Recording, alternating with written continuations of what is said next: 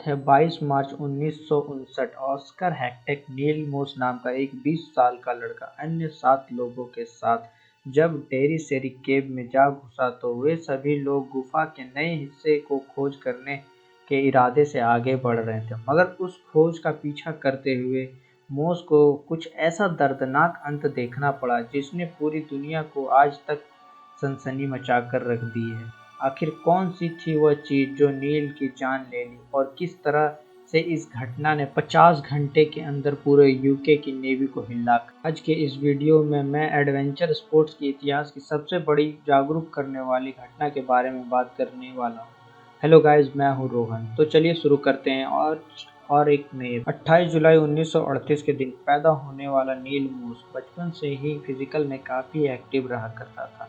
Cotton executive के घर में पैदा होने की वजह से कभी भी घर में पैसे की कमी नहीं आई, जिस वजह से बचपन से ही मोस एजुकेशन से लेकर हर फील्ड तक बेस्ट रहता था। और इसी का रिजल्ट था जब उसके अंडर ग्रेजुएशन की बारी आई तो वह ऑक्सफोर्ड यूनिवर्सिटी, अब देखने बड़ी बड़ी यूनिवर्सिटियों में पढ़ने एक जैसे फ़ायदे होते हैं, वह भी यही कि बड़ी बड़ी क्लब्स यूनिवर्सिटी में हर तरह की इंतमान क्लब्स होते हैं। और ऑक्सफोर्ड में पढ़ने वाला नील ने से ही अपने थ्रिलिंग नेचर के चलते वहाँ से ब्रिटिश एस्ट्रोलॉजिकल एसोसिएट में पार्ट ले लिया। अब तो जो नहीं जानते हैं कि मैं उन्हें बता दूं, astrological is the study of caves, यानी कि इसके अंदर केव्स के बारे में पढ़ाई जा।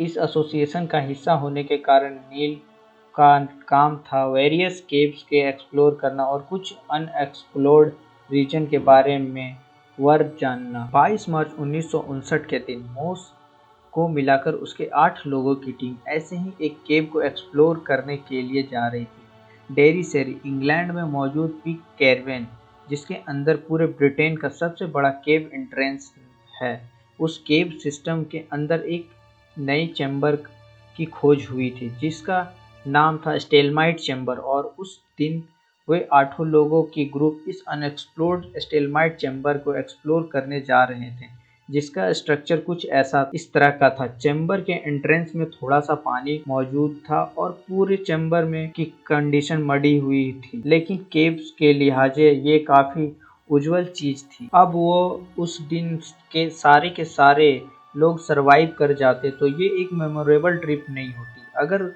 उनकी डेयरिंग बेवकूफ़ी में नहीं बदल। स्टेलमाइट चैम्बर के ऊपर जाते वक्त उन्होंने जमीन के नीचे एक सरपट देखी। सरपट बोले तो एक पतली सी वीपिंग, जैसे किसी की इमेज में आपको दिख रही होगी। उन्होंने सब लोगों को एक सरपट के नीचे कुछ और नई पैसेज हो सकते हैं जिससे कि एक्सप्लोर करने की चाहत तो सब में थी, मगर वे सरपट इतना ज़्यादा पतला था कि हर कोई एंटर भी नहीं कर सकता था सिवाय एक ऐसे व्यक्ति के जो काफ़ी पतला हो और उस ग्रुप में सरपट में एंटर करने लायक फिजिक में वाला नील मोसी एक लौता ऐसा बंदा था। खुशी खुशी सरपट में एंटर करने के लिए राजी भी हो गया। But then started then most reliability of cave incident of 19। उन सब ने अंदाज़ा लगाया कि सरपट की गहराई 40 फीट होगी, मगर फिर भी बैकअप के लिए सीधे 75 फीट तक डाल दी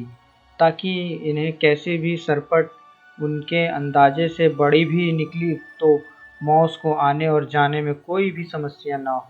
अब दोपहर के 3:30 बजे मॉस ने नीचे उतरने की शुरू किया, जहां करीब 12 फीट तक कोई भी दिक्कत नहीं आई, मगर 12 फीट नीचे जाते ही एक टर्न आई और फिर रास्ता थोड़ा इंक्लाइंड हो गया और फिर उसे 10 फीट इंक्लिनेशन ख़त्म होने के बाद वापस से 18 फीट लंबी वर्टिकल ड्रॉप, जिसके लिए मोस को अपने आप को बेंड करना था। अब नीचे उतरते वक्त उसने देखा कि नीचे का रास्ता कुछ पत्थर और बोल्डरों ने रोक कर रखा था।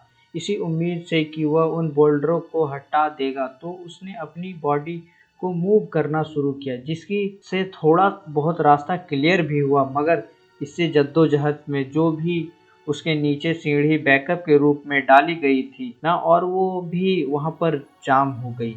And this incident real trouble air. अब कुछ देर परेशानी होने के बाद जब उसने फाइनली हार मान लिया तब उसने बाहर आना शुरू किया, लेकिन वह भी उसी पतली सरपट के बीच में इतनी बुरी तरह से फंस चुका था कि उस जगह पर इतनी भी जगह नहीं थी कि वो अपने पैरों पर ऊपर की ओर जा सके और सीढ़ी चढ़। ये बात ऊपर के मौजूद अपने साथियों को बताई तो उन्होंने सीढ़ी को ऊपर खींचना शुरू कर दिया और मोस को कहा कि सीढ़ी टाइट से पकड़ कर रखें, क्योंकि इसकी मेथड के जैसे जैसे सीढ़ी ऊपर आती जाएगी मोस भी ऊपर आता जाएगा। ऐसा हुआ भी, और ऐसा करने की वजह से मोस कुछ फीट तक ऊपर भी आया, मगर तभी सीढ़ी जाम हो गई। फिर सभी बोले कि सीढ़ी को फिर से ऊपर की ओर खींचा जाए। अब केविंग में इस तरह की घटना होना आम बात है और फिर केवर्स को ऐसी सिचुएशन के लिए ट्रेंड भी किया जाता है।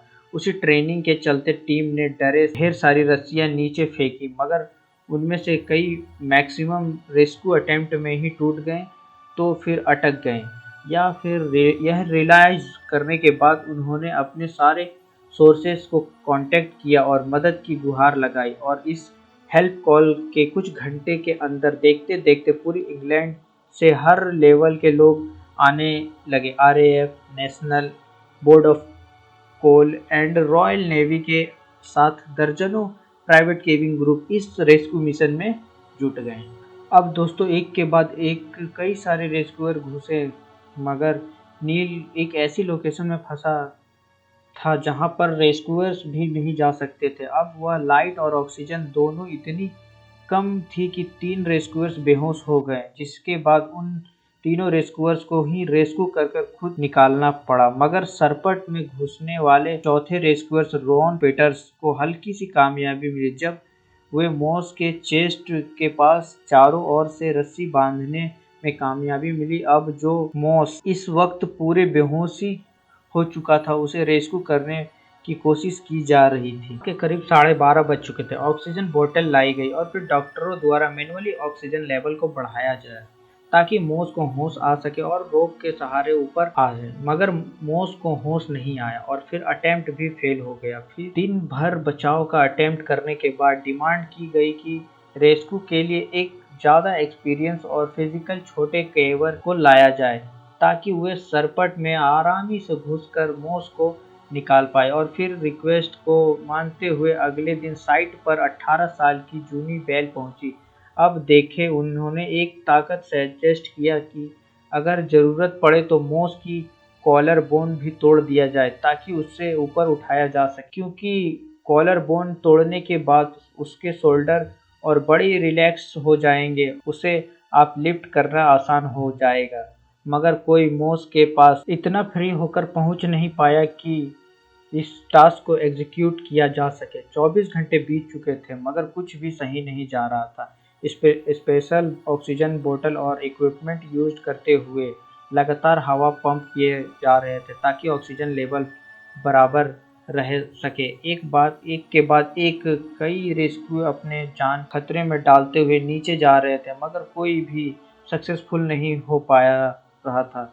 अब कुछ समय के बाद बारिश होने लगी तो हालात और बिगड़ गए और मजबूरन रैप्टिव के लिए सबको रेस्क्यू से कुछ देर के लिए विथड्रॉ करना पड़ा। फिर जब बारिश कम हुई तो आरएएफ और डॉक्टर स्टाफ ओपनिंग से मोस की ब्रीदिंग सुनने आए, पर इस बार मोस की सांसें रुक चुकी थी और वह वहीं पर अटका हुआ था, इस दुनिया को अलविदा कह चुका था। एग्जिट टाइम ऑफ डेथ किसी को भी नहीं पता है, मगर अंदाजा लगाया जा रहा है कि मॉस की डेथ 24 मार्च की सुबह 3 बजे हुई और ऑक्सीजन की कमी और एटमॉस्फेयर से कार्बन मोनोऑक्साइड को कॉजेज ऑफ डेथ माना जा रहा है। रेस्क्यूअर्स मॉस की बॉडी निकालने के लिए सरपट में जाने वाले थे, मगर नील के फादर ने कहा कि अब उसके लाश को लाने के लिए कोई भी अपनी जान को जोखिम में न डाले, जिसके कारण उसकी बॉडी वहीं पर छोड़ दिया और तब से उस चैम्बर को मॉस चैम्बर के नाम से जाना जाता। अब इस घटना से दुनिया भर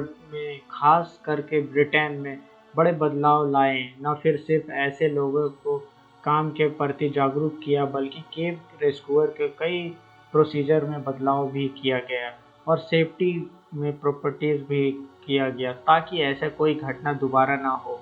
मॉस के बिना सोचे समझे सरपट में घुसने के बारे में बेवकूफ़ी की उसकी जान के लिए, मगर आपके हिसाब से उस तरह के खतरनाक एक्सप्लोरेशन और करना सही है या नहीं, नीचे कमेंट में बताएं जरूर। सो गाइज, अगर वीडियो अच्छा लगा हो तो वीडियो को लाइक करें एंड चैनल पे नहीं है तो चैनल को सब्सक्राइब कर लो। Thank you for watching this video. Keep supporting, keep loving.